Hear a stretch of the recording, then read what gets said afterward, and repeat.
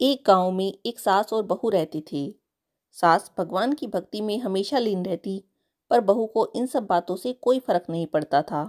वो बहुत ही भोली और सीधी सादी थी। उसकी सास उसे बहुत समझाती थी कि बहू थोड़ा तो प्रभु का भजन कर लिया कर, पर वह तर्क पर तर्क करने लगती। अब तो उसकी सास ने उसे समझाना ही छोड़ दिया। एक दिन सास ने सत्संग का आयोजन किया। फिर उसने सोचा कि अगर बहू घर पर रही तो कुछ भी अच्छे से नहीं हो पाएगा। तो उसने एक तरकीब निकाली। उसने बहू को बुलाया और एक काला कपड़ा देकर कहा कि जाओ उसे नदी पर धुलो, और तब तक धुलना जब तक कि ये पूरा सफ़ेद ना हो जाए। साथ ही में उसे खाने के लिए एक सूखी मोटी रोटी दे दी। बहू सीधी सादी थी, तो उसे क्या पता कि काला कपड़ा कितना भी धुलेगी वह सफ़ेद नहीं होगा। वह कपड़ा लेकर नदी पर चली गई। उसे धुलते धुलते दोपहर हो गई। अब उसे बहुत जोर से भूख लगी थी। वहीं से थोड़ी दूर पर एक गणेश जी का मंदिर था। वहां उन्हें देसी घी मिला के गुड़ का प्रसाद चढ़ाया गया था। बहू ने देखा कि उसकी सास ने तो उसे सूखी रोटी ही दी है, अब वह उसे कैसे खाए।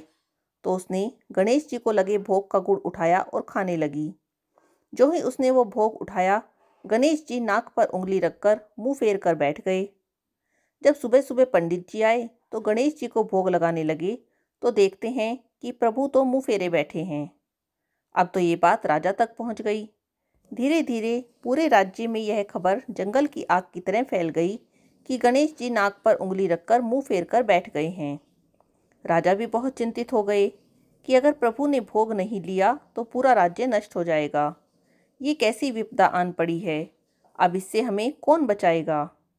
उन्होंने पूरे राज्य में घोषणा करवा दी कि जो भी कोई गणेश जी को मना लेगा, उनकी नाक पर से उंगली हटवा देगा, उसे वह अपना आधा राज्य दे देंगे। सब लोग पूजा पाठ करने लगे, पर गणेश जी जस के तस बैठे रहे। अब यह खबर बहू ने सुनी तो वह गुस्से से उस मंदिर में आई और साथ में एक डंडा भी लेकर आई। सब लोग उसे बड़ी ही हैरानी से देख रहे थे कि ये पागल यहाँ क्या कर रही है। बड़े से बड़े पंडित और ज्ञानी गणेश जी को नहीं मना पाए तो ये पागल क्या कर पाएगी। उसकी सास भी सोचने लगी कि बहू पागल हो गई है। अब उसकी बहू ने वो डंडा उठाया और गणेश जी की तरफ तान दिया। सब लोग आश्चर्यचकित होकर देख रहे थे। अरे, ये क्या अनर्थ कर रही है। बहू बोली, रोज रोज घी वाला गुड़ तो आप ही खाते हो, इसीलिए आपका मन बहुत पड़ गया है। एक दिन मैंने आपका घी वाला गुड़ खा लिया तो क्या हो गया, रोज तो आप ही खाते हो। अब हाथ हटाकर सीधे होते हो कि नहीं, कि उठाऊं डंडा। जो ही बहू ने ऐसा कहा, गणेश जी तुरंत सीधे होकर बैठ गए। भगवान उसके निश्चल प्रेम को देखकर प्रसन्न हो गए और उसे अपनी भक्ति का वरदान दिया। इधर राजा ने भी अपना वचन पूर्ण किया और उसे अपना आधा राज्य दे दिया। अब बहू और सास दोनों सुखपूर्वक रहने लगी। प्रभु को किसका डर है, वो तो खुद ही दूसरों के डर को दूर करते हैं।